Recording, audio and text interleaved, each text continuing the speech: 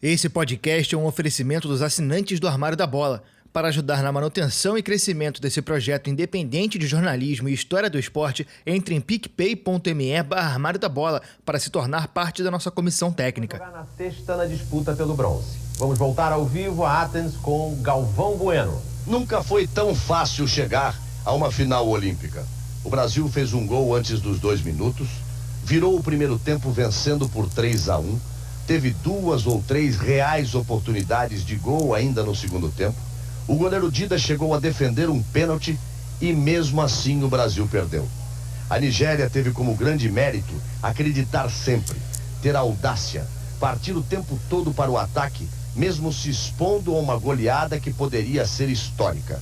Para se disputar o ouro olímpico, além de talento, além de técnica, além de nome, é preciso ter raça, ter garra, determinação, audácia. E isso faltou ao futebol brasileiro. O Brasil perdeu, tropeçando nas suas próprias fragilidades. E vamos para a prorrogação. A Nigéria sai cheia de moral.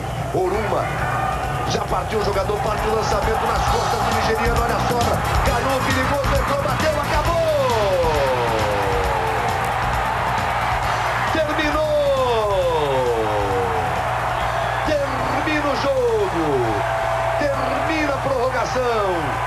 Termina o sonho do... Sim, começando agora, direto dos estúdios do Diego Armando Maradona, mais um podcast do Armário da Bola. Dessa vez, para ficar nos clichês que eu gosto de colocar aqui na introdução, voltamos ao berço da humanidade, voltamos à África e dessa vez para falar de um país que está intimamente ligado ao Brasil, não só historicamente, mas futebolisticamente. A gente vai falar da Nigéria, de Okocha, Kanu, Taribo West, Stephen Keshi, Boba Martins, muito jogador bom e uma fase incrível dessa seleção que são os anos 90, 92, 4, 6, 8, uma sequência de vários anos aí que a Nigéria brilhou e deu fim em 96 ao sonho brasileiro de conquistar a medalha de ouro.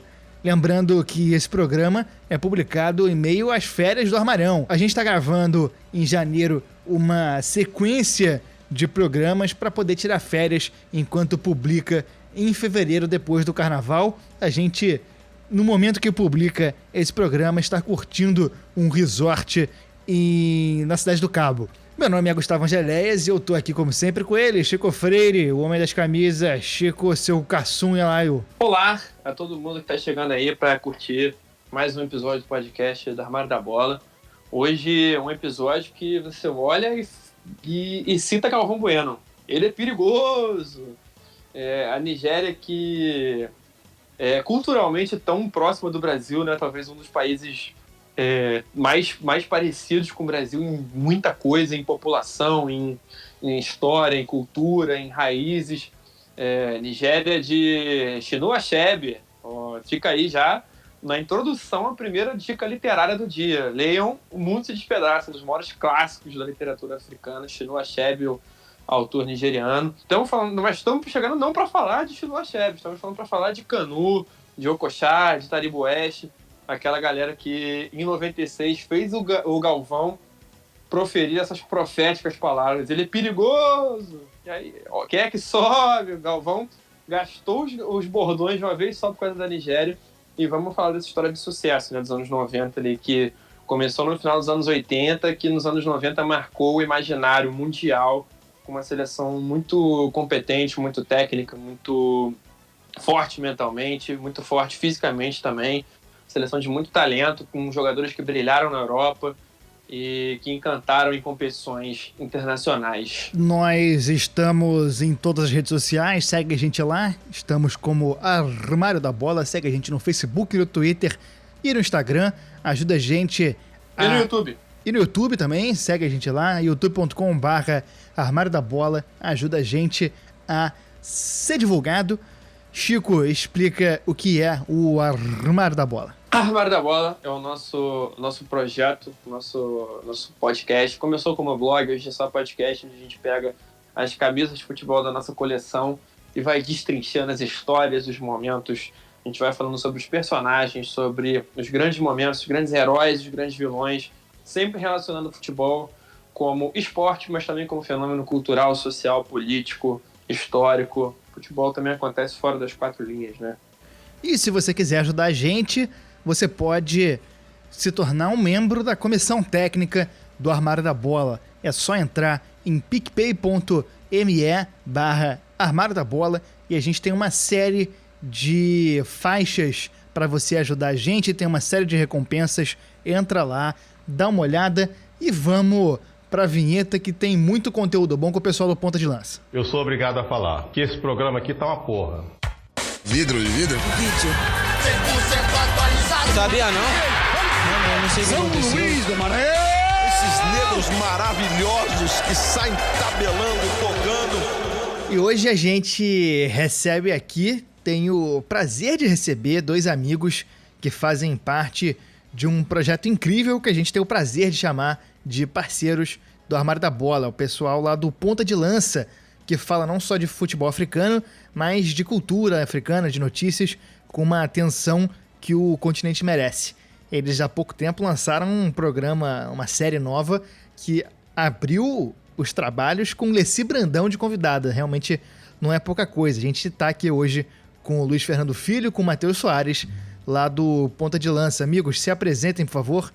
Luiz, pode começar aí. Diz quem é você na internet, o que você faz. Bem-vindo ao Armário da Bola. Salve, pessoal. Salve a toda a galera do Armário da Bola. Uma pergunta muito difícil, diria existencial, sobre o que eu faço. Mas basicamente, para quem não me conhece, Luiz Fernando Filho, né? Sou jornalista, gaúcho, né? do Rio Grande do Sul, apesar de agora estar no Rio de Janeiro. Mas tenho, digamos que aí um trabalho interessante junto com o pessoal, depois o Matheus pode explicar também, né? Junto do Ponta de Lança, né? Desde 2019. Então, digamos que basicamente, jornalista, gaúcho, não tenho clube de futebol para torcer. O pessoal vai entender esse meme. Eu tô falando do meme do Matheus, que não torce para nenhum clube de futebol. Eu também não torço para nenhum clube de futebol nesse momento, apenas para o time do Ponta de Lança. Então, para finalizar, é um grande prazer participar do Armário da Bola. Já fazia um tempo, né, que a gente estava, digamos que flertando aí, eu pelo menos, então vai ser um prazer aí falar sobre o futebol africano aqui na casa. Matheus, bem-vindo. Só para começar aqui, Luiz, não é meme, tá? É verdade.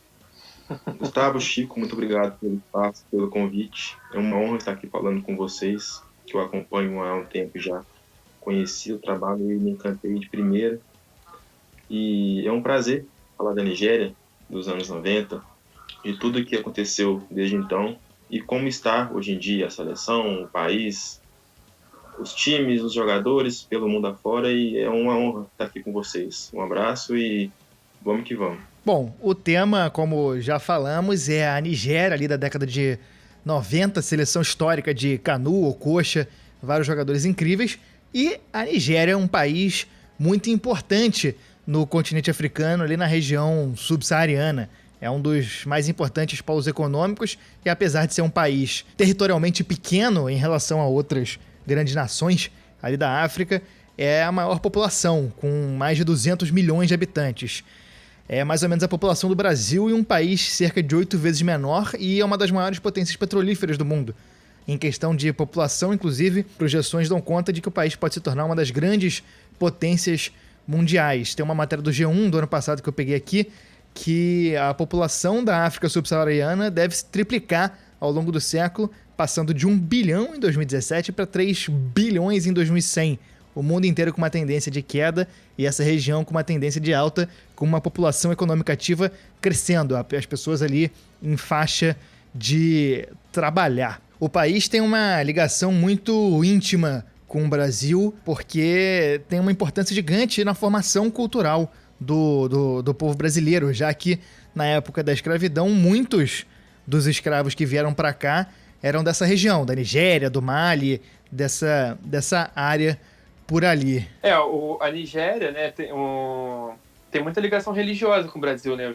As religiões afro-brasileiras são muito baseadas na cultura iorubá, né? Tem uma relação muito próxima. O Matheus e o Luiz, lá no Ponta de Lança, tem uma série que é fantástica, que chama-se Mama África FC Continente, onde eles dão uma destrinchada nos... cada episódio é um país, né? E aí eles dão uma contextualizada histórica, falam da trajetória política e cultural. E tem um episódio, inclusive, sobre a Nigéria, né? Exatamente, inclusive, estendendo um pouquinho o debate sobre a Nigéria, né? É óbvio que a gente vai falar um pouquinho mais depois em relação ao futebol, mas bem como vocês citaram, assim, essa relação Brasil e Nigéria, enfim, devido à escravidão, mas também nas questões religiosas, né? É muito interessante, né? E tem uma coisa que algumas coisas que o Rubens acaba citando lá no podcast, no África FC Continente, que dá para entender como a Nigéria é uma geração também muito jovem, né? A atual Nigéria é uma geração muito jovem, assim, de jovens ali de 19 a 24 anos e tudo mais. E não à toa, né, que depois, mais para frente, a gente vai falar também, né, de uma geração aí também jovem, né, que estourou na década de 90, dentro desse contexto mesmo de um país que é bastante jovem, assim, como um todo. Só queria complementar isso que o Luiz falou sobre a juventude da Nigéria, que desde então, da primeira Copa que eles jogaram, parece que veio uma revolução, que a cada ano que passou, a cada competição, o time foi se fortalecendo e ficando recheado de jovens, e isso refletiu muito na formação de jogadores, no trabalho de base, na vontade dos jovens em entrar para o mundo do futebol e fazer com que a vida das pessoas mudassem e com que também os olhos do mundo virassem para a Nigéria, para os jogadores da Nigéria. Isso refletiu muito também dentro de campo, porque Nigéria é a maior campeã sub-17 mundial, com 5 títulos e sempre com times muito talentosos. Não é só físico, como o pessoal acha que é as seleções da África. Então, ganharam sempre jogando na bola, jogando bom futebol tecnicamente, aliando física e técnica, e quebrando esse paradigma de que jogadores africanos são só fortes. A Nigéria foi colônia britânica há muitos anos e conseguiu declarar independência em 1960, mais ou menos na mesma época que foi encontrado petróleo no país, com uma exploração que trouxe muito dinheiro, mas pouco visto pelo povo, pelos trabalhadores da Nigéria, que até hoje tem a exploração estrangeira e tal. O povo nigeriano viu pouquíssimo dessa riqueza. E o país também viveu vários ciclos de ditaduras, como a gente vê em democracias ou não mais jovens, né? Países que declaram independência ali ao longo do século XX, ali no pós-guerra, acabam vivendo esse problema. A gente tem muito essa imagem dos países africanos com grandes ditaduras. Na década de 90, o governo era encabeçado pelo general Sani Abacha. Ele comandou o país com mão de ferro e reprimiu opositores, violou direitos humanos até morrer em 98. Enquanto as fontes oficiais do governo afirmavam que ele faleceu por conta de um ataque cardíaco, delegações diplomáticas levaram a possibilidade de que ele tenha sido envenenado. Como é comum em todo tipo de ditadura militar, não é comum, né? É inerente. Se tem uma ditadura militar, é corrupta. E ele era um grande adepto. Um pilar da ditadura militar é o Abacha era adepto da corrupção, era muito chegado a corromper aí. E em 2004, um relatório internacional colocou ele como um dos 5 governantes maiores corruptos dos 20 anos anteriores. Estima-se que ele e sua família tenham desviado entre 1 e 5 bilhões de dólares durante o governo, mas desde 99 a Nigéria elege os presidentes democraticamente nesse processo de redemocratização. Falando de futebol na Nigéria, Chico, introduz aí como o futebol começa na Nigéria e como chega nos anos 90. O futebol ele já existia na Nigéria, né, desde o tempo da colonização britânica. Uma influência dos inventores do futebol, né, entre aspas aí. Mas não era de grande relevância, nem mesmo dentro do continente, até no final dos anos 80, né, que esse cenário começou a mudar. Eles ficavam meio na sombra ali da seleção de Camarões, mas esse cenário começou a mudar no final dos anos 80. Como o Matheus falou agora há pouco, isso veio com uma geração, né, com um futebol muito jovem, muito técnico, muito competente. O primeiro grande momento foi quando eles contrataram um técnico holandês, o Clemens Westerhof, em 89, que ele era um cara que ele não tinha uma grande trajetória, não era nenhum grande nome, mas ele trouxe experiência internacional, né, que é uma coisa que agregou muito ao futebol nigeriano, é uma coisa que era muito necessária ali naquele momento para desenvolver o futebol no país, né? E no começo ele teve muita dificuldade, ele não conseguiu classificar para a Copa de 90, não conseguia bater de frente com a seleção de Camarões, mas e aí a Nigéria fez esse movimento que o Matheus estava escrevendo agora há pouco, né? De olhar para a base. Esse técnico, o Westerhoff, ele ficou encarregado de todo o desenvolvimento do futebol de base na Nigéria. Ele começou a desenvolver, começou a trabalhar com uma geração muito talentosa que estava aparecendo ali. E já em 1990, ali com um ano de trabalho, né, mesmo sem ter conseguido ir para a Copa do Mundo, ele conseguiu ser vice-campeão da CAN, da Copa Africana, com um time que só tinha 5 jogadores com mais de 23 anos. Então era um time muito jovem, né? O Galeano tá concordando comigo aí, né? Tá desesperado querendo dar a opinião dele. Sobre essa geração, muito bem, vocês contextualizaram muito bem, porque se a gente for estender um pouquinho mais essa situação em relação ao final da década de 80 com 90, a gente percebe que o 80 foi, digamos que, uma década muito difícil para a Nigéria como um todo, né? A Nigéria, que ali na década de 80, a seleção, no caso, né, ficou sem nenhum título, não conquistou nenhum título da expressão a nível continental, e então tinha-se, por um lado, essa necessidade de recomeçar, né, essa geração nigeriana, ao mesmo tempo que na década de 80, por exemplo, já se tinha Camarões ali conquistando sucessivamente a Copa Africana de Nações e tudo mais. Teve a geração de 90 de Rogério Milá, né, querendo ou não, despontou ali no começo da década de 90, foi um sinal de que o futebol africano, pelo menos no mundo, a nível de Copa do Mundo, por exemplo, ou a nível de competições internacionais de seleções, poderia chamar um pouco mais de atenção. E eu acho interessante uma outra coisa também sobre essa geração, que eu não sei se tem alguma relação com o técnico holandês ou não, mas boa parte dos principais jogadores da geração nigeriana acabaram fazendo aquela ponte pro Ajax, né? Eu lembro que teve o Kanu, se eu não me engano, o Fini George, deve ter tido algum outro jogador também nigeriano de seleção que acabou, digamos que, estourando no Ajax e tudo mais. Então, até para começar, também não precisa muito nesse debate, assim, sobre jogadores, que é algo que a gente vai falar também por aqui. Eu acho interessante também como alguns jogadores, ou talvez um dos melhores jogadores assim, da geração nigeriana na década de 90, teve o Ajax como, digamos, como uma grande ponte ali, saíram da Nigéria e faziam aquela travessia pro Ajax, e do Ajax ali, inclusive, Kanu campeão da Champions League, se não me engano, em 96 ou 95, me perdoe, não vou lembrar qual ano exatamente, 95, né, que tinha, se não me engano, o próprio Kanu nesse time do Ajax. Então aí, digamos que na Europa, se a gente for pensar assim, o Ajax foi ali uma das bases, assim, dessa geração nigeriana, pelo menos ali a nível de atacante e tudo mais. Cara, antes do Matheus complementar, eu até fui pesquisar porque eu fiquei curioso com isso que você falou, eu não tinha feito essa ligação também, e na década de 90 eles tiveram o Babangida, o Finidi George, o Kanu, o Sunday Oliseh e o Christopher Kanu, né, um Kanu genérico, e o Pius Ikedia. Teve uma enxurrada aí de jogadores realmente nigerianos, talvez tenha a ver com isso, cara. Não, confesso que fiquei curioso agora. Não tinha feito essa ligação. Muito interessante essa relação mesmo.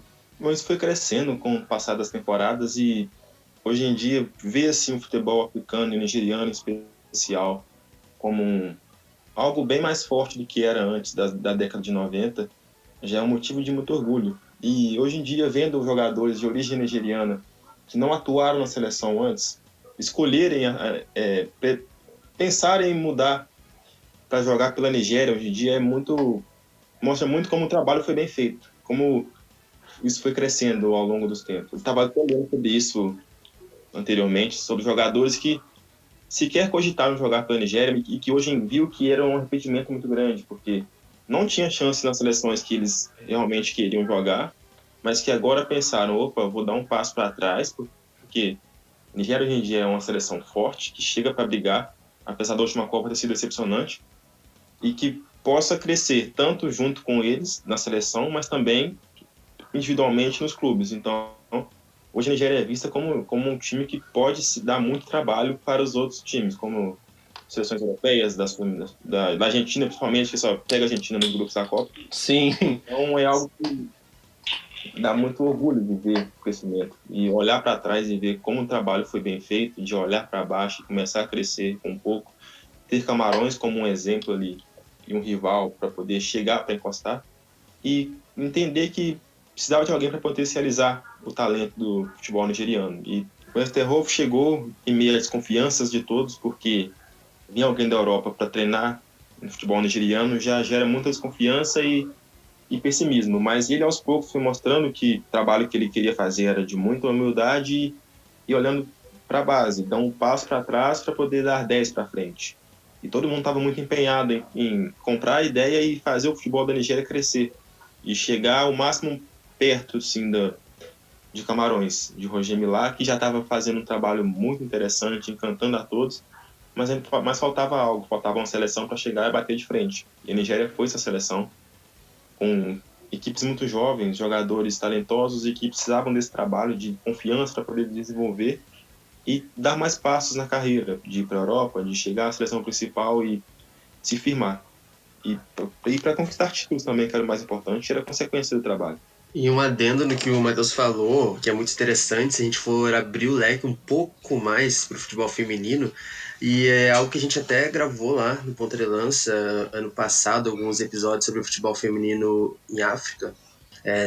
Uma delas era a geração nigeriana, e se for fazer um contexto um pouco mais abrangente, a década de 90 foi muito importante tanto para o futebol masculino quanto para o feminino, né? Porque tanto a nível dessa geração que a gente está falando, né, na década de 90, enfim, que veio a conquistar Olimpíadas e algumas participações interessantes na Copa Africana de Nações, e na feminina também, né, que a feminina hoje, atualmente, né, disparado a maior vencedora africana, e que na década de 90 ali também começou a se formar com uma grande geração também. Então é interessante a gente ver como a década de 90 foi quase que totalmente protagonizada pelo futebol nigeriano, né, no continente africano, assim, foi dominante mesmo. Então é bem interessante como a década de 90 ela é um norte muito interessante para a gente pensar o futebol africano, mas principalmente a partir da Nigéria, né, então é bacana fazer esse paralelo assim entre o masculino e o feminino também. 2 anos depois dessa CAN que a gente falou agora, que a Nigéria foi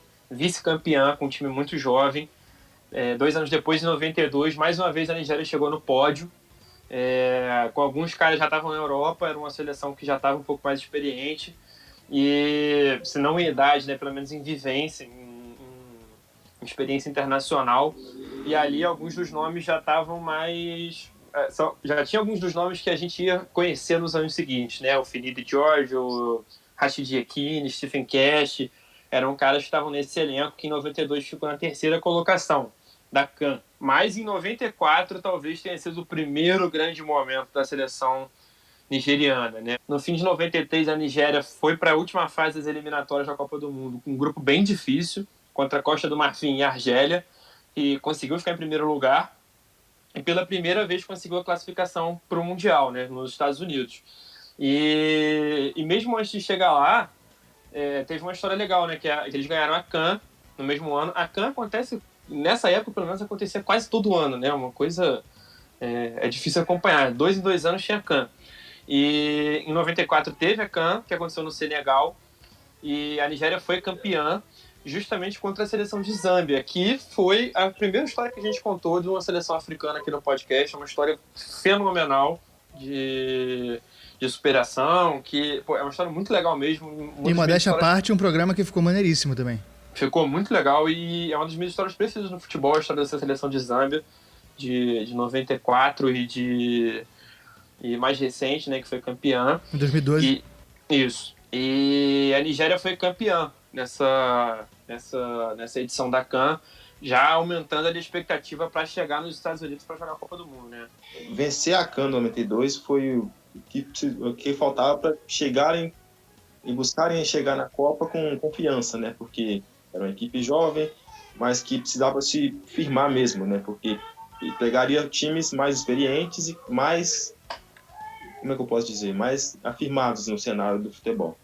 Então deu aquele ânimo para chegar e conseguir o objetivo. E chegando na Copa foi tudo uma maravilha, obviamente. Um grupo difícil, né? Com Argentina, Bulgária e Grécia. E já começa vencendo, né? Já começa vencendo o primeiro jogo e já mostra para o mundo quem é a Nigéria e o que eles querem no futebol. Então foi muito importante essa vitória, foi muito marcante poder ver tudo isso. Eu não era nascido na época, em 94, mas foi muito legal acompanhar e ver a história do começo da Nigéria no cenário mundial. O grupo da Nigéria nessa Copa foi com a Bulgária, do craque Stoichkov. Aqui na pauta tá escrito a fraca Grécia. Eu senti um ataque pessoal. Tem uma alfinetada. Um ataque pessoal aqui. Eu não tô criticando nenhuma origem de colega aqui do podcast, sem citar nomes, é claro. Mas eu honestamente fiquei magoado. E, além disso, obviamente, a Argentina, porque se tem uma lei, um axioma do universo, é que se tem uma Copa do Mundo que a Argentina e a Nigéria se classificam, elas estarão no mesmo grupo. Isso está no estatuto, é cláusula pétrea da FIFA. O único ano que isso não aconteceu foi em 98, e a gente sabe o que aconteceu, né? Quer dizer, a gente não sabe porque se a gente soubesse ficaria enojado, mas não teve não teve as duas no mesmo grupo, as duas classificadas, deu no que deu. O Ronald Rovold tá aí pra contar. O Gunther Schweitzer. Gunther Schweitzer, exatamente. Cara, eles enfrentaram em 2002, 2010, 2014, 2018. Todas as Copas do Mundo que foram. É muito absurdo isso. Louco, é muito absurdo. Em 2002, 10, 14 e 18 foi na primeira fase. E todos a Argentina ganhou por um gol de diferença. E é sempre jogaço. É sempre jogaço. É déjà vuzaço, né? Muito doido isso. Parece aquele jogo de videogame, quando você fica parado e entra num jogo padrão automático. Eu e Chico, sempre que a gente organiza uma Copa do Mundo no FIFA, a gente faz questão de botar México e Peru no mesmo grupo. É quase isso. Só pra acertar o narrador. Exatamente. Mas isso aí é fato, cara. O sorteio lá na FIFA, eles já começam assim, né? Todo mundo, participante 1, 2, 3, 4, pote 1, 2, 3, 4, pote Argentina e pote Nigéria, que aí é separado, que tem que estar no mesmo grupo. Eu acho que quando isso não acontecer de novo, cara, vai rolar vai chegar uma era de aquário aí, vai inventar alguma coisa, vai desalinhar o chakra do mundo aí. Existe alguma coisa que explica isso. Antes da gente seguir aqui, estamos gravando, o pessoal veio me cobrar aqui falando que tá com saudade do Armário da Bola. Mandar um abraço aqui pros meus amigos do Giorgio. No meio da gravação, estão lembrando da gente, falando que querem ouvir o podcast. Estamos voltando. Hoje, enquanto a gente tá gravando, faltou uma semana pra gente voltar. Passamos de 20 minutos, tem condição, hein? Iechini fechando pelo meio, olha o Iechini! Gol!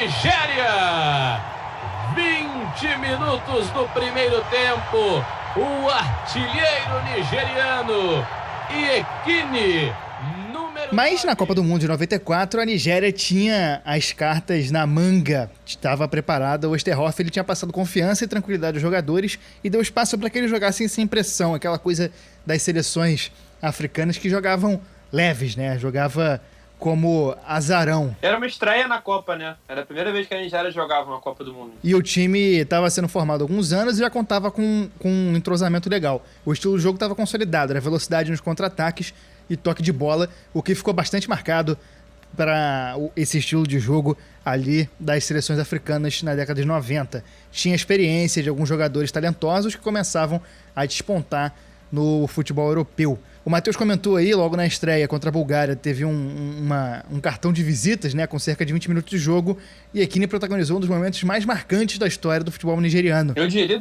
das Copas do Mundo em geral, é um dos momentos mais legais, mais verdadeiros e mais emocionantes que já aconteceram. É das imagens que a gente sempre vê, clipe de introdução de prêmio Melhores do Mundo da FIFA, sempre tem os momentos marcantes, assim, aquelas imagens, essa tá sempre ali presente quando ele marcou o gol, né? Quando ele abriu o placar. Com aquela camisa branca, maneiríssima. Agarrou as redes do gol, do Cotton Bowl, e foi às lágrimas. Tamanha emoção de viver aquele momento. É uma imagem realmente muito tocante que dá a dimensão do quão significativo é participar de uma Copa do Mundo, né? A gente gosta tanto de Copa do Mundo e isso é uma imagem pequena e que resume pra gente o tamanho dessa competição e explica bastante do porquê a gente gosta tanto, né? Exatamente, né, cara? Como eu disse, pra Nigéria representava muito, né?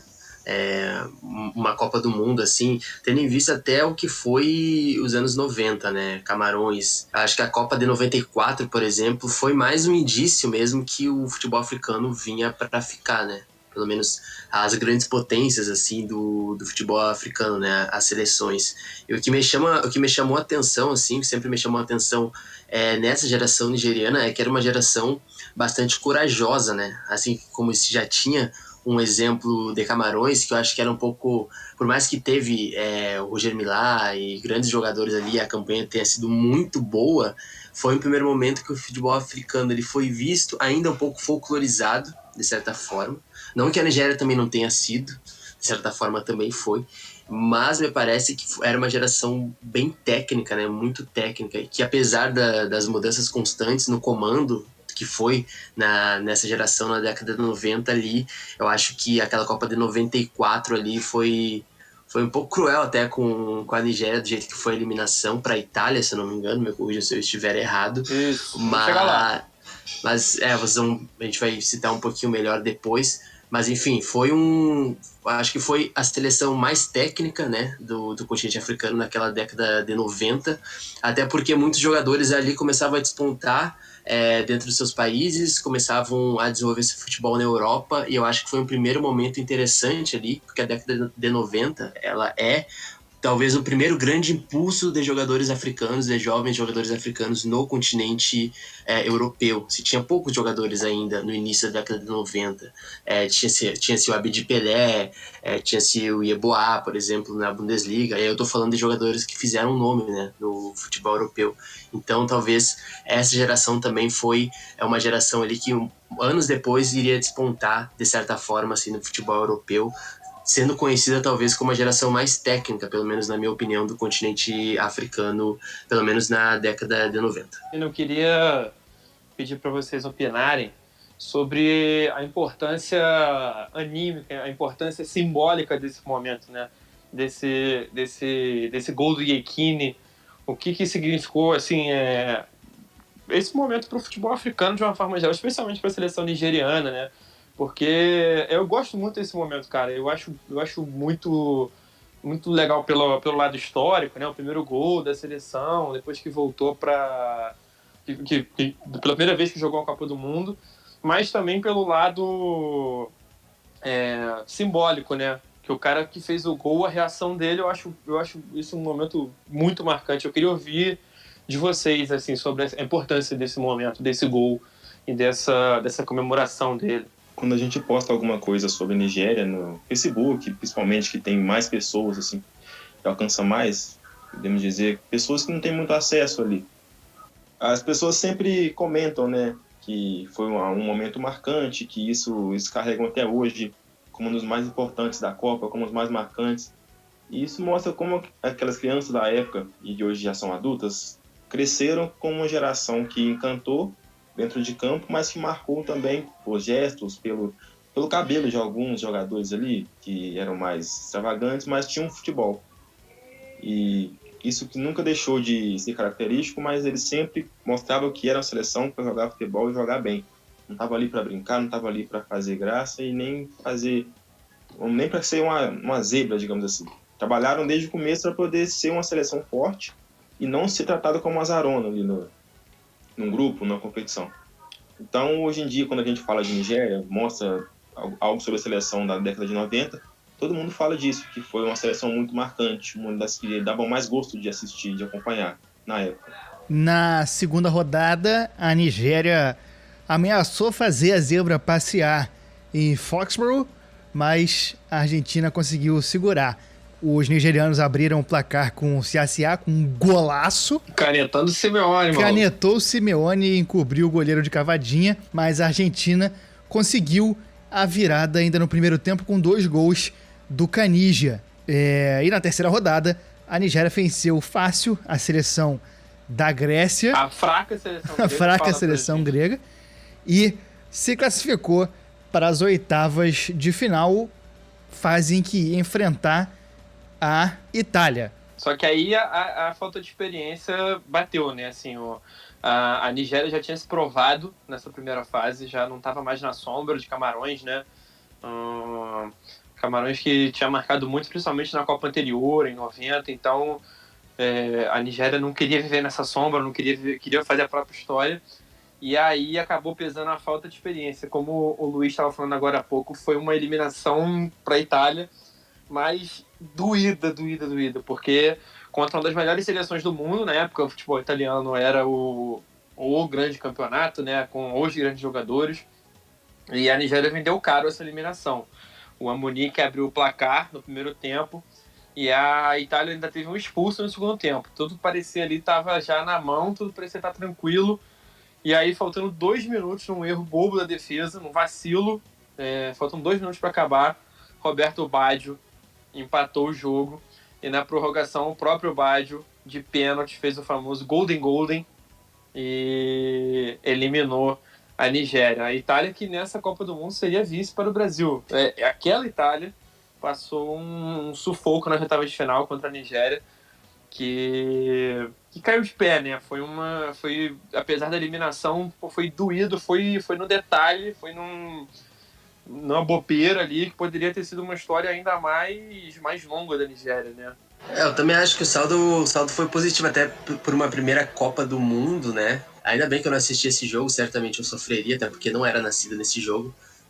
Desde Gana em 2010, assim, eu tenho certos receios com jogos assim decididos em prorrogações ou decididos, enfim, mas o gol de ouro deveria ser crime, ainda bem que não existe mais, já tô colocando uma polêmica aqui. Eu sou contra a prorrogação, mas eu sou 100% a favor do Golden. Eu sou a Olha favor só, pelo enfim a hipocrisia, como diz aquele meme, mas enfim a hipocrisia minha, porque depois a gente vai falar, né, da Nigéria sendo beneficiada por um gol de ouro, mas ainda bem que o gol de ouro deixou de existir, graças a Deus. Nos anos seguintes, os europeus se acostumaram ainda mais com a presença de nigerianos nos holofotes. Teve o J.J. Okocha, o Tony Yeboah, o próprio Kanu, o holandês Westerhoff encerrou o ciclo no comando da seleção. E depois de um período comandado pelo Amadou, os Super Águias trouxeram outro treinador holandês para o cargo, o Joe Bonfrère. Ele tinha um perfil parecido com o Westerhoff, mas tinha ali do lado o fato de já ter treinado a seleção nigeriana feminina poucos anos antes. Ele manteve o trabalho focado no desenvolvimento de jovens e tinha a oportunidade perfeita para colocar em prática esse desenvolvimento que eram as Olimpíadas de Atlanta em 96.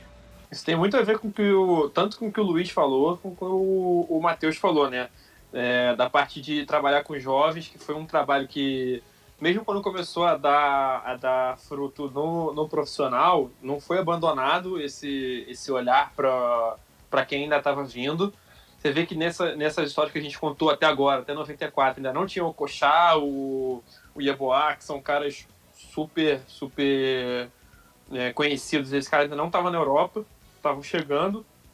E também a relação com o futebol feminino, né? Eles trouxeram o Bonfrère, que já tinha sido técnico da seleção feminina, que a gente percebe que é um trabalho que estava sendo feito nas duas frentes, né? É um trabalho que estava sendo feito no futebol nigeriano de uma forma geral, não só na seleção masculina.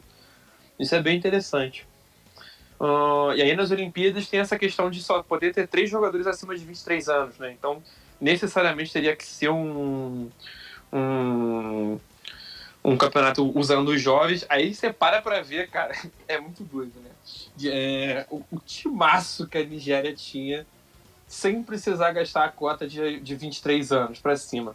Você vê, eles voltaram para os Estados Unidos, né, onde tinham feito história em 94. Em 96 eles foram para a Olimpíada em Atlanta com o Babayaro, que tinha 17 anos, o Taribo West tinha 22 anos, o Kanu tinha 19 anos, o Okocha tinha 22 anos, Sunday Oliseh tinha 21 anos. Então, só nesse quinteto aqui que eu falei, que são todos os caras que jogaram em timaços de primeira prateleira da Europa, são 5 jogadores que estavam ali na espinha dorsal do time e nenhum deles tinha mais de 23 anos. Isso é muito interessante, né? A Olimpíada estava ali para dar uma qualidade, uma experiência para esses caras que já tinham uma qualidade, que eram promessas e que podiam aproveitar muito bem esse momento, né? O objetivo era alimentar essa experiência para alimentar também a qualidade da seleção principal. Nessas Olimpíadas a gente teve várias seleções gigantes participando e a Nigéria ficou ao lado de Brasil, Hungria e Japão na primeira fase. Depois de ganhar do Japão e da Hungria nessa fase de grupos, eles sofreram uma derrota de 1-0 pro Brasil, mas se classificaram na segunda colocação. O time no mata-mata cresceu e despachou o México com gol de Okocha e Babayaro nas quartas de final. Na semi, ia enfrentar o Brasil num jogo histórico que ficaria marcado pelo trauma brasileiro na saga pelo ouro olímpico, que só ia terminar em 2016. Essa partida histórica, a Nigéria entrou com Dossou, Oparaku, Uche West e Babayaro, Kanu, Lawal, Okocha e Amunique, Babangida e Amokachi. O Brasil que também tinha um timaço, jogadores que iam formar a espinha dorsal do que seria o time campeão em 2002 ali, caras que iam estar presentes em várias Copas do Mundo, caras muito importantes. O Brasil tinha Dida, Zé Maria, Aldair, Ronaldo Guiara, Roberto Carlos, Amaral, Zé Elias e Flávio Conceição, Bebeto, Juninho Paulista e Ronaldo. Entraram Rivaldo e Ronaldo. No banco... Sávio no lugar do Ronaldo. Os reservas que não foram utilizados foram Danley, aí do Grêmio do Luiz, Narciso, André Luiz, Marcelinho Paulista e Luizão, treinador velho lobo, recentemente vacinado na semana que a gente grava esse programa. E foi um jogaço e... Vacina da Covid tem 13 letras, hein? Exatamente. Zagallo vacina tem 13 letras também. Foi um jogaço que ficou muito marcado na história da seleção brasileira. E quem resume pra gente o sentimento é o Galvão. Vamos tocar um áudio dele aí no dia da eliminação. E assim terminou. O sonho do ouro no futebol para o Brasil é realmente difícil de acreditar. Me chega agora a informação que na entrevista coletiva, Zagallo estava muito abatido e disse que está perplexo, que não consegue acreditar, que não consegue crer ser realidade essa derrota do Brasil. Mas o que Zagallo tem que pensar agora e colocar na cabeça do jogador brasileiro é que Olimpíada é diferente de Copa do Mundo. A medalha de bronze é muito importante, ela tem que ser valorizada. Os judocas brasileiros podem dizer isso, que ganharam o bronze. Os atletas da natação que ganharam o bronze podem dizer isso. Zagallo tem que passar o dia de hoje para colocar na cabeça dos jogadores que eles têm a obrigação de entrar de cabeça erguida e com vontade para lutar pelo bronze olímpico como se estivessem lutando pelo ouro. Porque, repito, Olimpíada é diferente de Copa do Mundo. O ouro vale, a prata vale, mas o bronze também dignifica o atleta que vem às Olimpíadas.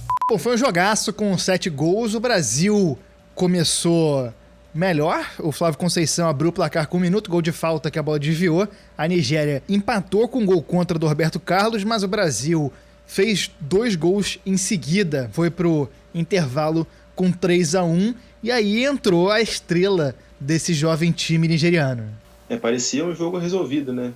Brasil melhor, já com vantagem muito boa do placar, mas Nigéria voltou e mostrou a garra ali, né, de não desistir, de estar buscando o melhor para os seus jovens e conseguiram chegar à vitória. Dida até defendeu um pênalti cobrado pelo Okocha, se não me engano, né? Foi. Parecia mesmo que o time já estava batido, já estava abalado, mas não, eles conseguiram superar. O Galvão e até falou que já estava tudo muito encaminhado para o Brasil passar de fase, mas a Nigéria conseguiu e o Kanu botou a bola debaixo do braço e resolveu o jogo para a Nigéria. Foi doloroso para os brasileiros acompanharem esse jogo, porque parecia tudo muito ganho, era uma festa, e a Nigéria dar a volta por cima e eliminar a seleção brasileira. Foi um negócio que doeu, mas que mostrou que a Nigéria vinha mesmo para brigar por títulos e sempre figurar entre os melhores times das competições. Não ia entrar para brincar em nada, e o trabalho feito na base, em conjunto já com todos os clubes e todos os jogadores, para poder chegar até ali, foi coroado com essa vitória e posteriormente o título. E é interessante que o Galvão, logo depois do jogo, assim, ele fala, né, que o Brasil nunca foi tão fácil o Brasil passar para uma final. Foram palavras dele, né? O Brasil que virou o primeiro tempo vencendo de 3-1 por 3-1. E ele cita uma coisa muito interessante, que talvez seja um dos termos que definem a Nigéria naquela semifinal, que era a audácia, né? A Nigéria, que mesmo com tudo acontecendo, perdeu um pênalti ainda, que o Dida defendeu ainda no jogo, foi pra frente. Uma equipe que atacava o tempo todo. E eu acho que talvez isso tenha definido, de fato, a Nigéria na competição como um todo, mas principalmente também nesse jogo contra o Brasil, assim. Talvez, eu não lembro de todas as seleções olímpicas, obviamente, eu lembro talvez mais dessa geração, a do Brasil, por exemplo, e a que conquistou o ouro olímpico, mas talvez tenha sido aí a seleção olímpica do Brasil mais forte, assim, ou uma das mais fortes, pelo menos top 2, top 3, assim. Então a Nigéria não venceu qualquer seleção brasileira, né? Venceu uma seleção brasileira ali que tinham ótimos jogadores, e eu acho que realmente o que definiu a vitória da Nigéria foi realmente, digamos que o DNA daquela geração, né? Que era uma geração muito técnica, certo? Era uma geração muito rápida e muito agressiva. E eu acho que isso chamou atenção, assim, naquele jogo contra o Brasil, assim, foi o quanto a Nigéria não desistiu, de fato, durante toda aquela competição, porque a Nigéria, ela teve atrás do placar algumas vezes ali, na competição e tudo mais, mas tu peitar a seleção brasileira com aquela seleção que tinha nos Estados Unidos, né, como disse o pessoal, né, com jovens ali de 17, 21 anos, é muita coisa, né? E aí o que acabou definindo a vitória da Nigéria, pelo menos na minha visão ali, foi a audácia. E o Galvão Bueno termina falando que faltou pro Brasil raça. E aí eu já acho que, não sei se ele tá tão correto, pode ser que sim, pode ser que não, mas eu acho que foi muito mais também, um 10% a mais, 20% a mais que a Nigéria deu naquele jogo, inclusive um jogo em que a Nigéria parece que se superou fisicamente, assim, impressionante, assim, a resistência física daquela geração nigeriana, assim, para atacar, para recompor, até mesmo ali depois na prorrogação, por exemplo. Das seleções brasileiras que sempre se lembram que são muito boas em Olimpíadas, tem essa.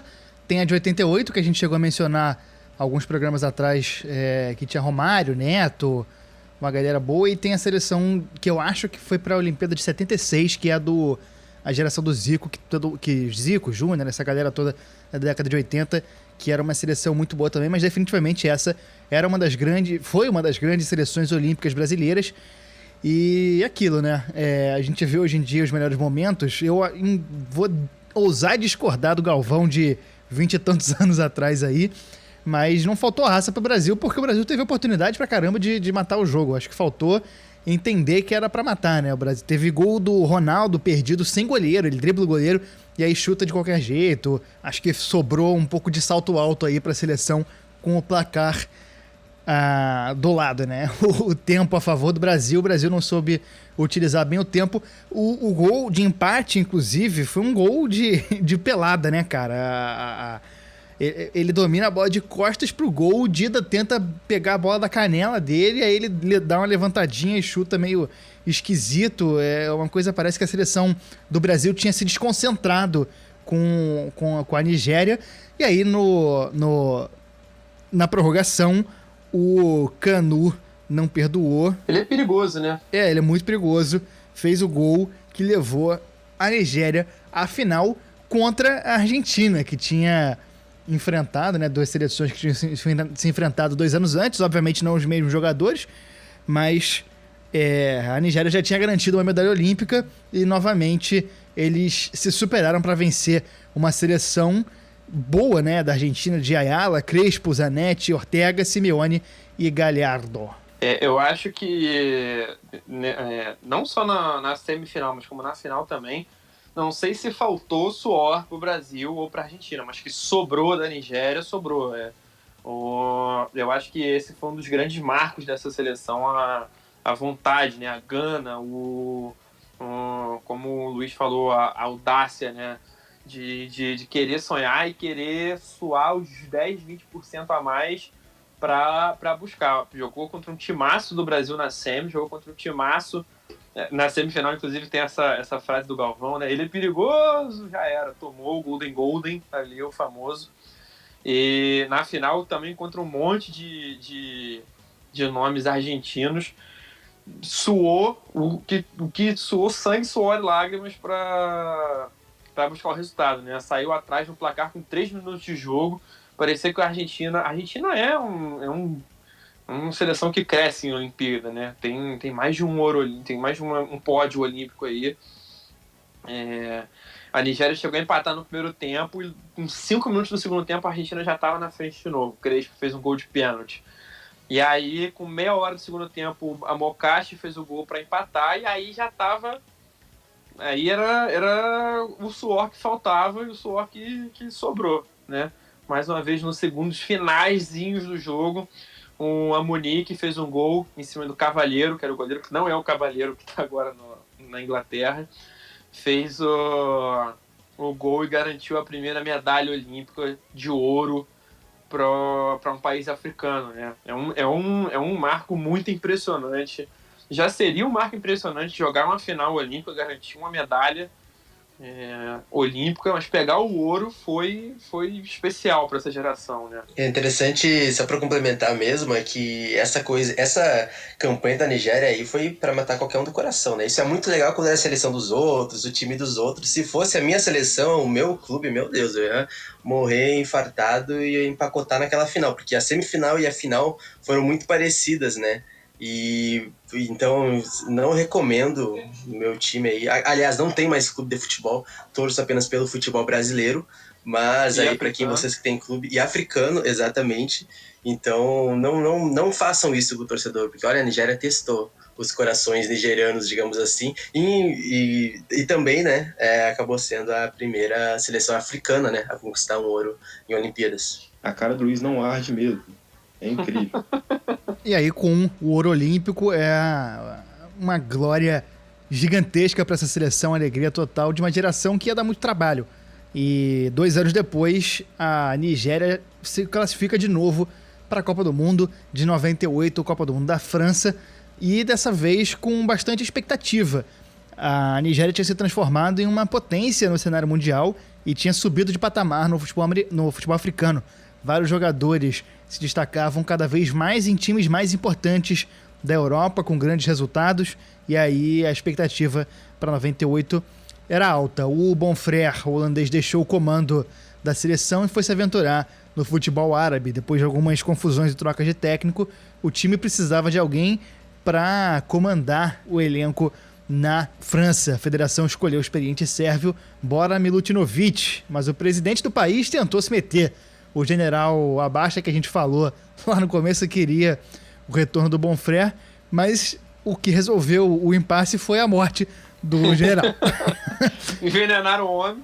Não queriam que ele se metesse e envenenaram o cara. Imagina se isso acontece aqui no Brasil por causa do João Saldanha, né? O Ricardo Teixeira envenenando o Fernando Henrique, porque ele queria contratar o Zagallo e o Fernando Henrique queria... Acabou sendo o Milutinovic, o técnico. Ele já tinha experiência com 3 Copas do Mundo no currículo. México em 86, Costa Rica em 90 e um bom trabalho com a seleção dos Estados Unidos em 94. Depois de 98, ele ainda treinaria a China na Copa de 2002, que enfrentou o Brasil naquela seleção que... Naquele jogo que teve que ele foi um 4-0 confuso.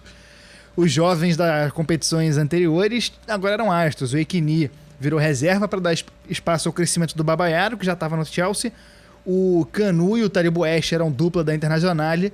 E, obviamente, o maior ídolo e camisa 10, o Kocha, atuava pelo Fenerbahçe. Na estreia, jogou contra um forte time da Espanha. E demonstrando aquela característica clássica que a gente estava falando agora, né? Força mental, muito suor. O time ficou atrás 2 vezes do placar, né? A Espanha passou à frente 2 vezes e mesmo assim foi buscar o resultado. A Depojo fez um gol de cabeça, o Lawal, não sei como é que fala o nome dele, mas ele forçou uma falha do Zubizarreta, que era um goleiraço, e aí já com 33 do segundo tempo, o Sunday Oliseh fez um chutaço, a bola chegou a 116 km por hora para selar essa virada e a vitória por 3-2.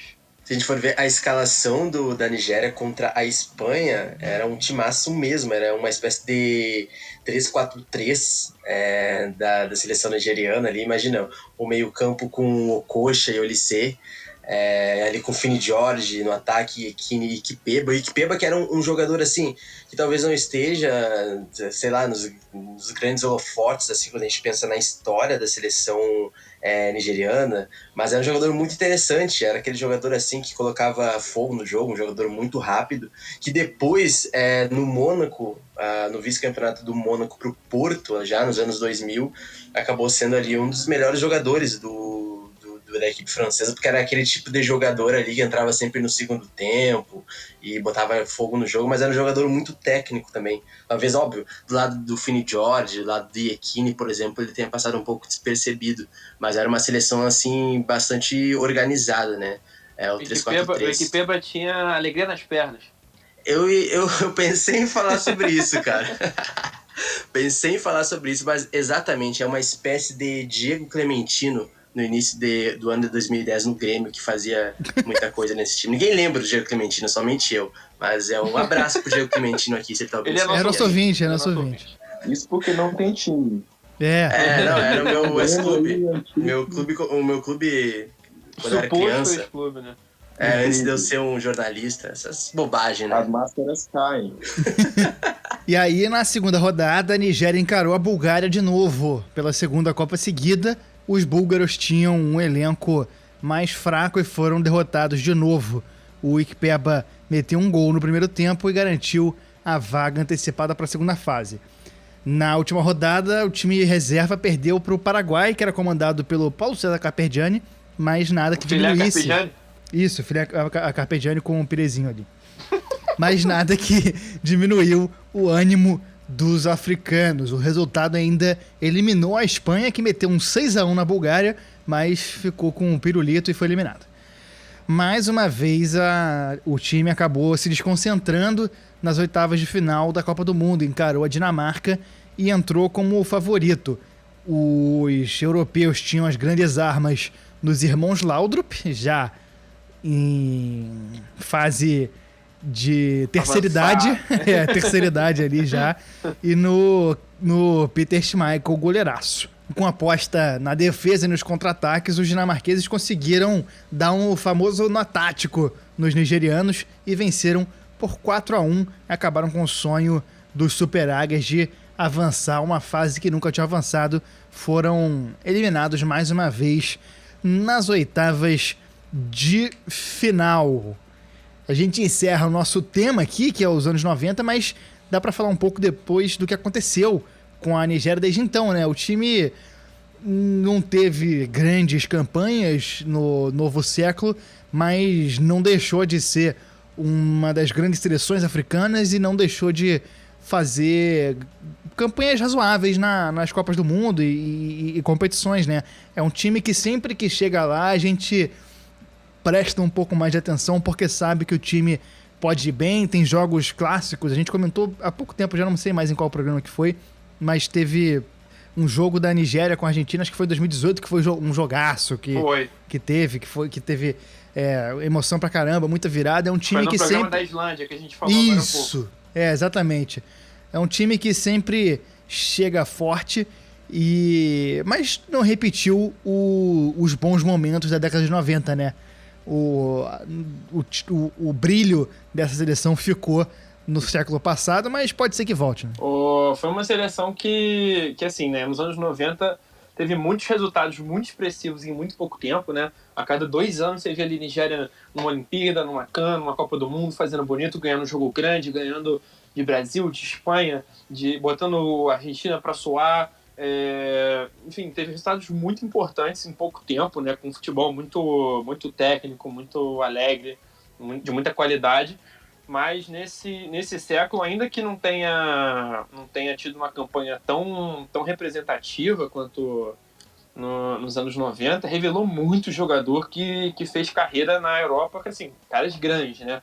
Teve eu até anotei aqui na pauta alguns nomes recentes, tem o Obimikel, que jogou no Chelsea, e no Real Madrid, inclusive, Oba Martins, que era o... Clássico! o mais roubado do PES, corria igual um guepardo. Ele na Inter era imparável no PES. Imparável. O Bobo Martins e Adriano no ataque, tava louco. Porra. E o Obi, que tava no Arsenal, o Victor Moses também, Ndidi, Enyama, o goleiro, o Ahmed Musa, mais recentemente, né, que a gente falou no programa da Islândia, um cara muito, muito bom de bola. E nessa última Copa do Mundo foi uma participação modesta, né? Ficou ali na primeira fase, mas deu um calor, teve um grande jogo contra a Islândia, com grandes gols, e acabou que o que mais chamou a atenção foi o uniforme da Nigéria, né? Aquela camisa que foi sensação. Eu acho até que a camisa, depois dessa, que eles lançaram, acho que foi até ano passado, em 2020, é mais bonita do que a de 2018, mas a Nike começou a, em vez de fazer aquela coisa de um modelo, um molde padrão para todas as seleções da Copa do Mundo, eles começaram a pegar referências nacionais e culturais do país e fizeram camisas nigerianas inacreditavelmente bonitas, né? Eu posso citar um nome que eu acho que vai dominar o cenário no continente africano e que o Matheus... Olha, se o Matheus não concordar comigo, e não é o QC, tá? Não é o QC, porque o Matheus é um grande hater do QC, do meu querido Marfinense. Eu estava lá, tenho tweets guardados, inclusive, mas um dia eu vou expor ele. Um dia eu vou expor, eu tô só esperando. Exposed ao vivo aqui no Armário da Bola. Exposed ao vivo no Armário da Bola. Cancelado. O Ossien, pra mim o Ossien, não sei se é assim que você fala, né? Que joga no Napoli, camisa número 9, jogou no Lille cerca de um ano atrás, tá no Napoli agora. Ele às vezes tem que lidar com algumas lesões nesse começo, mas o que ele mostrou até agora, que já mostrava no Lille, me faz acreditar que o Ossien aí, se der tudo certo, ele vai ser aí talvez um dos grandes 9s. Se não, se é que já não é, né? Um dos grandes 9 do futebol africano. E eu acho que é questão de tempo pro Ossien brilhar no futebol italiano aí, quem sabe. Ele pode ir para um time mais competitivo, mas para mim eu vejo no Ossien hoje, o camisa 9 da seleção nigeriana e do Napoli, assim, um futuro excelente. Assim. Eu diria que ele vai ser, de fato, agora o grande sucessor do Kanu na seleção. Desculpa o Igalo, eu gosto muito do Igalo, mas o Ossien me parece ser extra classe, assim, muito diferenciado. E ele já vem de um trabalho bom, assim, na seleção nigeriana desde a base. Ele, eu não lembro o ano, mas ele foi bola chuteira de ouro da Mundial Sub-17, jogando muito bem junto com o Iheanacho do Leicester City. Não sei se está lá ainda, mas é um jogador que já vem demonstrando ser diferenciado desde cedo. E fui pro futebol belga, se não me engano, e na Bélgica e França é sempre uma porta de entrada para jogadores africanos e que eles têm potencial. Porta de entrada para drogas mais pesadas, né? É a fonte de dinheiro deles, né? E eles sempre têm jogadores talentosos do continente africano porque eles têm tempo para poder desenvolver.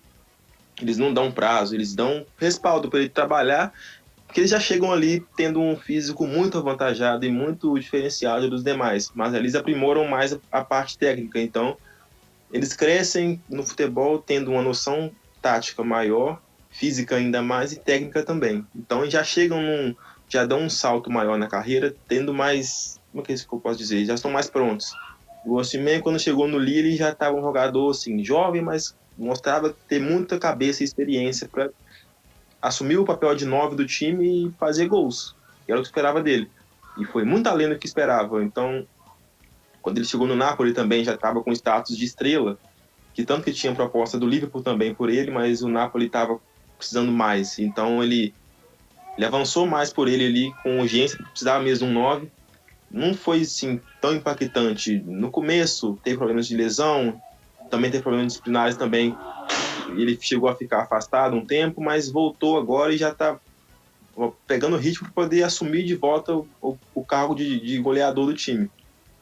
E a Nigéria, em Copas do Mundo de base, sempre dava muito trabalho aos adversários, não só sub-17, mas sub-20 também, com jogadores que estavam ali, mas que sabia que ia seguir uma carreira na seleção que não ia parar por ali.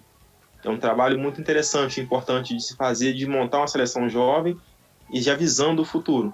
Então, hoje, o Osimhen hoje ser um nome de destaque não é por acaso. Tem outros também que estão por aí surgindo, como Samuel Chukwueze do Villarreal, de 21 anos também, que é um jogador muito talentoso, muito jovem e que tem uma carreira muito brilhante a trilhar. é questão de tempo ele dar um passo maior na carreira e jogar em um time mais competitivo. O Villarreal é um time bom, desenvolveu ele, mas ele precisa de mais esse passo na carreira, porque ele é um jogador que já está acima do time ali, tecnicamente. Amigos, chegamos assim ao final de mais um episódio do Armário da Bola. A gente queria agradecer demais a participação dos amigos do Ponta de Lança. Quem não conhece o projeto, vai lá buscar, porque o projeto é muito bom. Eles falam de muita coisa, abarcam vários temas aí relacionados à África, tanto o futebol. É um projeto, de certa forma, com a filosofia parecida com o Armário da Bola, né? Que a gente, para entender o futebol, para entender o que se passa dentro de campo, a gente precisa entender o que se passa fora dele. O futebol não é só o chute no gol, não é só o passe, não é só o impedimento, é também a cultura, é a sociedade, é tudo que envolve ele. Luiz, se despeça, por favor. Muito obrigado pela presença aqui no Armário da Bola. Cara, eu que agradeço vocês, assim, toda a audiência do Armário da Bola. Eu adoro ser convidado para programas de podcast. Eu acabo não falando, mas assim, eu adoro, cara. Eu me sinto uma pessoa mais importante do Brasil quando alguém me convida, porque eu amo falar, né? Não sei se vocês já perceberam. O Matheus que adora fazer meme comigo, me expõe lá, mandando áudio de 3, 5 minutos.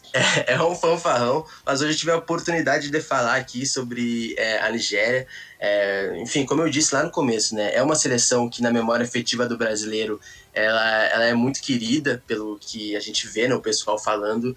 Cara, e é isso que eu falo, né? A gente tem o nosso compromisso lá no Ponta de Lança também, mas de certa forma a gente sabe que falar sobre seleção africana, falar sobre histórias, né, do futebol africano também deva ser para além do Ponta de Lança, né? Então a gente fica muito feliz quando a gente vê outros projetos tão legais também, com uma qualidade fantástica, porque eu já ouvi, né, já consumia os podcasts do Armário da Bola, os textos também, então é uma honra ver e ouvir vocês falarem, né, sobre futebol africano e a gente poder participar. Grato pela participação, galera, e eu já falei, até a próxima, porque eu ainda quero voltar aqui em algum outro episódio. Vai voltar, com certeza. Matheus, muito obrigado pela participação. Se despeça aí. Você também tá convidadíssimo para voltar à casa de vocês. A hora que quiser, é só abrir a porta e pegar uma cerveja na geladeira. Eu que agradeço o espaço, o convite. Me senti muito honrado, sério. Parece uma convocação pro Brasil, assim. Um jovem chegando no futebol e ser convocado, assim. Parece que é o auge da carreira ali. E, cara, vocês são muito feras, eu sou muito fã de vocês, do trabalho de vocês, acompanho bastante. E eu tô muito feliz por falar da Nigéria, da década de 90, que encantou, que eu pude acompanhar mais estando no Ponto de Lança e ver o quão grande eles foram pro futebol ali desde então. É um prazer falar com vocês e falar da Nigéria, passar para o pessoal o que foi aquela Nigéria, o que é a Nigéria hoje dentro do futebol. E contem comigo sempre. Vocês são feras, eu já falei isso, eu estou repetindo de novo, porque vocês são mesmo. E são muito ousados, como a gente tem um lema do PDL, que é paixão por ousar. Vocês também fazem isso, vocês ousam, vocês trazem o diferente, o que chama o pessoal para assistir, para ouvir, para ler, e isso é muito interessante e vale muito poder destacar e exaltar o trabalho de vocês. Muito obrigado e até a próxima, as próximas. A gente que agradece as palavras. Chico, seu destaque final. Não, o meu destaque final é para um pequeno ponto que é triste, infelizmente, mas que é muito interessante sobre essa época do futebol africano, futebol nigeriano especialmente, que é a história do Stephen Keshi, né? Que ele era o zagueiro nessas campanhas dos anos 90, principalmente nas primeiras ali, ele já era um cara mais velho, e ele não era nessa geração que chegou nos anos 90, ele era um cara mais experiente, e ele se tornou treinador, e ele foi o técnico da seleção nigeriana de 2011 até 2014. Ele foi aqui no Brasil, inclusive, né, na Copa do Mundo, ele era o técnico da seleção nigeriana, e ele foi o comandante da maior conquista da seleção nesse século, que foi a CAN de 2013. Eles foram campeões de forma invicta. Ele é um raríssimo caso de um treinador africano, né, da África subsaariana, com destaque no comando de alguma seleção do continente. É um caso muito raro mesmo. Até foi no Ponta de Lança que eu estava vendo com frequência nos últimos tempos a história do Mosimane, né, que é o técnico sul-africano que está no comando do Al Ahly, que está no Mundial agora. É um caso raro, né? São poucos os treinadores negros e africanos subsaarianos, principalmente, que emplacam, né, que tem esse destaque. Ele, infelizmente, morreu muito cedo. Em 2016, ele teve uma parada cardíaca com só 54 anos de idade. E 3 dias depois, o cara que era companheiro de seleção dele, né, o Amadou, que a gente falou durante o programa, que foi técnico por um pouco tempo aí em 95, ele faleceu em condições parecidas só 3 dias depois. E o outro cara que infelizmente também nos deixou é o Rashid Yekini, né, que foi o protagonista da comemoração nas redes, aquele momento tão especial e importante para a história do futebol. Ele teve problema com depressão, com transtorno bipolar, e infelizmente em maio de 2012, por um problema neurológico, ele faleceu também. São perdas de pessoas simbólicas e muito importantes aí, né? Eu queria falar desses caras que foram importantes, cada um da sua forma, aqui no destaque final. Eu queria agradecer imensamente, infinitamente, ao Luiz e ao Matheus. São 2 moleques que a gente sempre troca ideia nas redes, sempre que a gente troca figurinha, a gente vê o trabalho deles e a gente gosta muito, a gente sempre troca figurinha entre nós aqui, falando, caralho, você viu o que o Ponta de Lança tá fazendo? Pô, agradecer muito pela participação e pelo conteúdo que vocês trouxeram aqui pra gente, é um prazer, é uma coisa que a gente tá planejando há muito tempo aqui, trazer vocês, fazer essa ponte aí, e parabenizar e desejar tudo de bom pro projeto de vocês também, e principalmente a esse novo projeto aí, né, sobre o samba. Já começou com o pé na porta e que a gente sabe que tem a qualidade de vocês, a gente sabe que vai longe. E assim chegamos ao final desse programa. A gente agradece de novo a presença dos amigos do Ponta de Lança. Procurem o trabalho deles nas redes sociais e nos tocadores de podcast da vida. Deixa eles darem o arroba, né, deles pessoalmente e do projeto. Isso, arroba Ponta de Lança, né, o perfil. E o de vocês, pessoal, Luiz, qual que é o teu? Arroba Pontalanca no Twitter. Né? E o meu é arroba Luiz Fernando Filho. Acredito que seja assim, não arrumei um arroba melhor ainda, mas por enquanto é arroba Luiz Fernando Filho lá no Twitter. Meu arroba é Mate Soares R no Twitter. Sigam lá para vocês verem o quanto eu sou um sem serviço e desocupado, né? Mas eu falo sério também. O momento falando para as melhores análises de futebol, mas também é isso. Estou sempre em compromisso com a verdade, os fatos. E vai ser uma honra ter vocês lá na minha rede social. Segue o Armário da Bola também no Twitter, no Instagram. Dá uma olhada no nosso financiamento coletivo, picpay.me/Armário da Bola. E semana que vem a gente volta. Grande abraço. Valeu!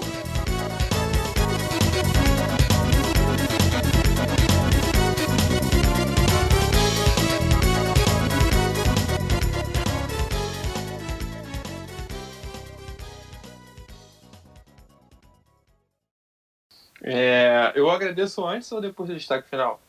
Você que manda, o programa é teu. Tá. Não, antes do meu destaque final é para uma...